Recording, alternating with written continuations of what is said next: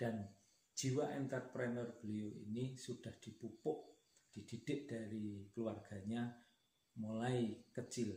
Mulai umur 17 tahun Pak Joko itu sudah mengurus kios kecil di Pasar Arjuna tersebut. Dan kios itu adalah menjual barang bisnis itu ada namanya hukum Pareto. 20% produk memberikan dampak atau omset terhadap 80%. Menarik minat putra sampurnya untuk bekerja sama dengan Pak Joko Susanto. Dalam kerjasama Pak Joko Susanto dengan putra sampurnya berdirilah toko Alfa Gudang Rabat. Maka tahun 2007 saham Alfa Gudang Rabat dijual ke Carrefour dan Pak Joko fokus untuk membesarkan Alfamart dan Alfamidi.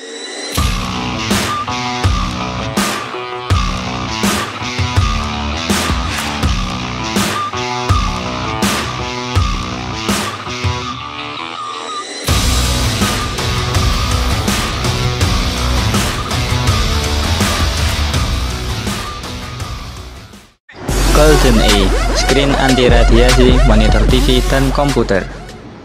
Video ini dipersembahkan oleh Semesta Swalayan. Belanja mudah, harga murah. Assalamualaikum warahmatullahi wabarakatuh, Sobat Brainer. Ketemu lagi dengan saya Muhammad Thoyib dalam channel Taipan Way. Dalam video kali ini saya mau berkisah tentang seorang pengusaha yang telah mempunyai banyak cabang dan bisnisnya sudah menggurita di seluruh Indonesia.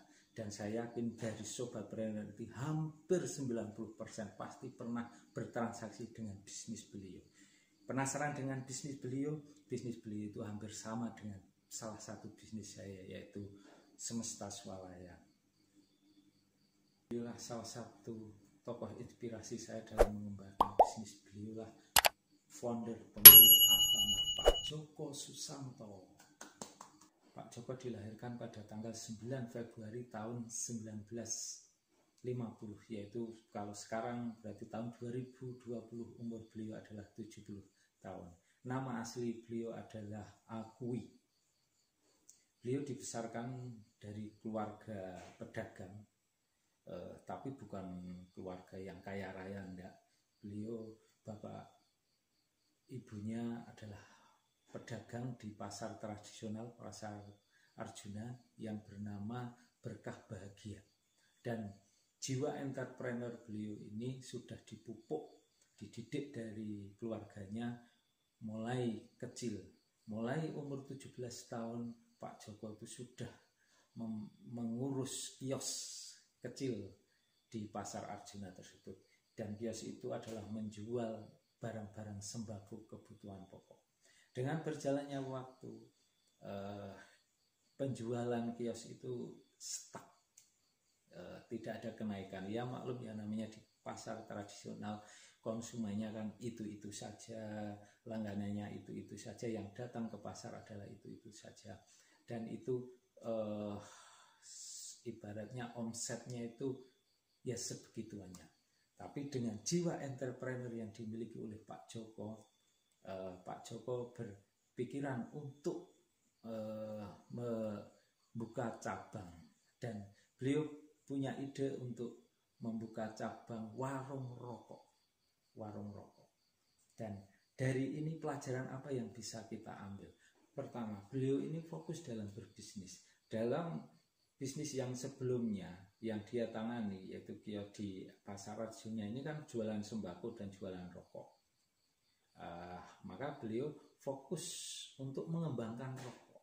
Kebanyakan dari kita itu tidak fokus dalam artian misalkan kita jualan baju langsung melenceng jualan properti, itu kan tidak fokus. Strategi pengembangan usaha itu ada vertikal dan horizontal. Nah, kalau vertikal ini adalah mendalami produk apa yang sejenis yang bisa kita maksimalkan. Ibaratnya seperti Pak Joko ini. Pak Joko rokok itu mungkin kalau di kiosnya tidak komplit, cuma hanya yang laku di pasaran. Target marketnya kan yang namanya di pasar tradisional mungkin adalah rokok-rokok yang merek-merek tertentu gitu loh. Tapi dengan beliau membuka cabang khusus untuk rokok, otomatis merek-mereknya dikumpliti kayak gitu. Jadi ini strategi produk. Jadi kira-kira sobat trainer sekalian yang mempunyai bisnis, taruh kata bisnisnya adalah jual pakaian muslim untuk cewek muslimah, yaitu misalkan kerudung.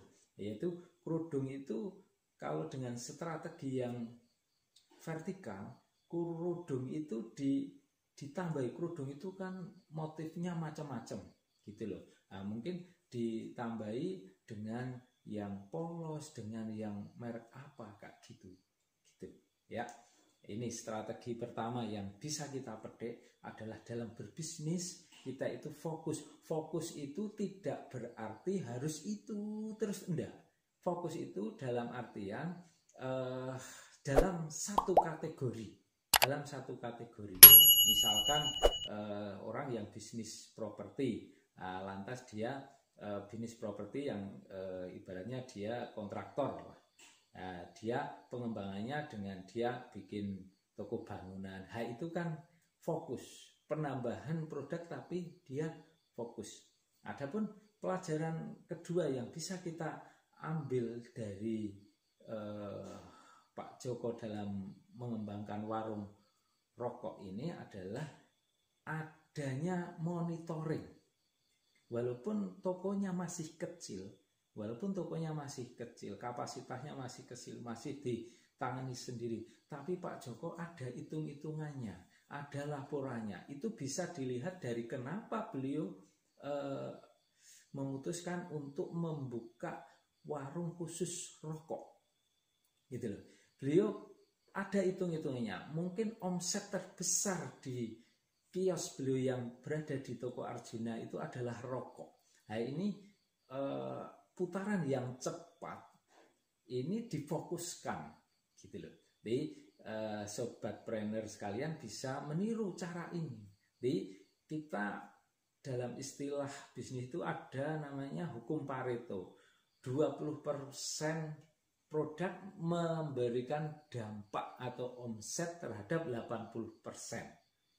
Yaitu, jadi hitung-hitungannya Pak Joko mungkin pakai hukum Pareto ini, dan saya mengalami dalam bisnis retail itu rokok itu memang yang putarannya cepat, dan ini memang momennya waktu dulu Pak Joko ini momennya adalah rokok ini sangat prospek. Kita lanjut lagi ceritanya. Dengan berjalannya waktu, warung rokoknya Pak Joko ini bertambah cabang, dan konsep warung rokoknya Pak Joko ini di waktu itu termasuk konsep baru, termasuk terobosan gitu, dan ini menarik minat Putra Sampurna. Putra Sampurna itu adalah pemilik PT HM Sampurna yang mempunyai produk Samsu, Sampurna Mail, Sampurna kayak gitu. Ini menarik minat Putra Sampurna untuk bekerja sama dengan Pak Joko Susanto. Dalam kerjasama Pak Joko Susanto dengan Putra Sampurna berdirilah toko Alfa Gudang Rabat. Dinamai Alfa, ya mungkin ini netral gitu loh. Nama Alfa ini netral, tidak memakai nama Pak Joko dan juga tidak memakai nama Putra Sampurna. Tapi mungkin ada filosofinya, mungkin ya menurut saya, karena dalam huruf abjad itu kan alfa beta. Alfa itu yang pertama. Mungkin keinginannya Pak Joko dan Putra Sampurna toko Alfa Gudang Rabat ini menjadi toko yang nomor 1, yang pertama, kan kayak gitu. Nah, pelajaran apa yang bisa kita ambil dari kerjasama antara Pak Joko Susanto dengan Putra Sampurna ini? Pertama, Pak Joko Susanto ini orangnya tidak serakah, dia kolaborasi. Kebanyakan kita sebagai seorang pengusaha itu kadang kalau bisnis kita itu kelihatannya prospek, ada calon investor yang mau masuk, mau ajak kerjasama, kita tidak mau. Karena apa? Dengan kerjasama itu keuntungan kita bagi, gitu. Tapi perlu kita ingat yang namanya kolaborasi itu di zaman sekarang ini sangat penting. Ada pepatah yang mengatakan, kalau Anda ingin berjalan lebih cepat, maka berjalanlah sendiri. Tapi kalau Anda ingin berjalan lebih jauh, maka berjalanlah bersama-sama. Nah, dalam bisnis, kalau kita ingin berkembang lebih luas, kita harus berkolaborasi. Karena orang itu sekarang ini pasti punya kelebihan masing-masing. Semua itu pasti ada spesialisnya, gitu ya. Dan pelajaran yang kedua yang bisa kita ambil dari kerjasama Pak Djoko Susanto dengan Putra Sampurna ini adalah memperluas target market, gitu loh. Dulu Pak Djoko hanya jualan rokok saja, warungnya hanya jualan rokok. Dengan adanya investor, dengan adanya kucuran dana dari Putra Sampurna, beliau menambah target market. Yang kita tahu yang namanya Alfa Gudang Rabat itu tidak hanya menjual sembako, tapi menjual barang-barang alat-alat rumah tangga.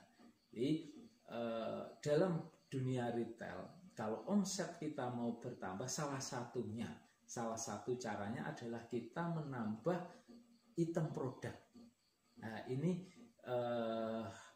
itemnya, kalau yang ini strateginya, kalau yang tadi itu adalah vertikal, kalau yang ini strateginya adalah strategi horizontal, gitu loh, horizontal, yaitu diperluas, masih dalam satu kategori tapi diperluas.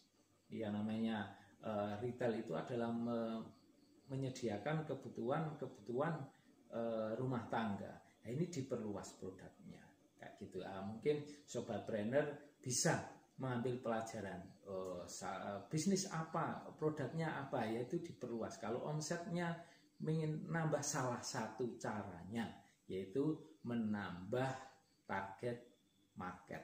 Tahun 2005 Putra Sampurna menjual sahamnya, sebagian sahamnya kepada PT Philip Morris. Philip Morris itu adalah perusahaan rokok internasional yang dia produk utamanya adalah Marlboro.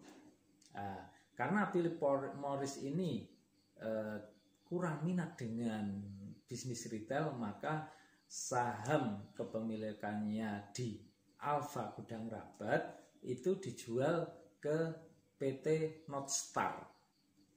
Lalu sama Pak Djoko, saham yang dibeli PT Northstar ini sebagian dibeli, dan kepemilikan saham Pak Djoko di Alfa Gudang Rabat itu kurang lebih 65%. Pada tahun 2007 Pak Djoko mendirikan Alfamidi dan Alfamart yang berkonsep minimarket, dan Alfa Gudang Rabat pada waktu itu tidak memberikan hasil yang maksimal karena mungkin kalah saing dengan supermarket yang lain. Maka tahun 2007 saham Alfa Gudang Rabat dijual ke Carrefour, dan Pak Djoko fokus untuk membesarkan Alfamart dan Alfamidi. Pelajaran apa yang bisa kita ambil dari penjualan saham Alfa Gudang Rabat dan pendirian Alfamart? Yang pertama, analisa bisnis Pak Djoko Susanto ini sangat jitu. Memang dalam bisnis itu ibaratnya seperti kita pelihara hewan, yaitu kayak Alfa Gudang Rabat ini mungkin dikalkulasi sama Pak Djoko ini keuntungannya sudah tidak signifikan karena banyak bersaing. Ibaratnya kita memelihara ini sudah, bisnis ini seperti sudah memelihara anjing peliharaan. Anjing peliharaan itu gimana? Kalau kita memelihara anjing peliharaan, tiap hari kita ngasih makan, tidak ada hasil yang kita dapatkan, tapi selalu membuat kita itu tidak tenang karena dia selalu menggonggong, kayak gitu. Dan ini Alfamart atau alfa midi itu seperti sapi perah gitu loh, sapi perah. Kita meliharanya santai dan selalu ada hasil susu yang bisa didapatkan. Nah, mungkin ini yang analisa beliau kenapa beliau menjual alfa gudang rabat dan fokus mengembangkan Alfamaret. Dan pelajaran yang kedua adalah faktor kali. Faktor kali dengan konsep minimarket, konsep yang kecil. Kalau Alfa Gudang Rabat ini kan konsep supermarket besar gitu loh. Butuh tanah besar, investasinya juga besar kayak gitu. Izinnya juga akan lebih susah. Dengan konsep minimarket ini faktor kalinya akan tambah banyak karena dengan konsep minimarket butuh tanahnya kecil, investasinya juga tidak begitu banyak dan mendekati ke konsumen gitu loh, lebih dekat ke konsumen. Kita tahu perkembangan Alfamart ini sangat luar biasa dan Alfamart ini hampir di seluruh Indonesia sudah ada dan ini menjadi faktor kali. Ibaratnya penjualannya itu bisa berkali-kali lipat kayak gitu. Dan memang rumus orang kaya itu salah satunya faktor kali dan nilai tambah gitu. Dan ini faktor kali ini yang sudah dijalankan oleh Pak Joko dan ini bisa kita terapkan dalam bisnis kita. Faktor kalinya apa? Misalkan kita jualan baju ya faktor kalinya reseller, distributor kayak gitu. Jadi gimana caranya kita membuat faktor kali dalam bisnis kita dan ini sudah terbukti dilakukan oleh Pak Joko Susanto sehingga beliau di tahun 2017 tercatat sebagai orang terkaya nomor 27 di Indonesia.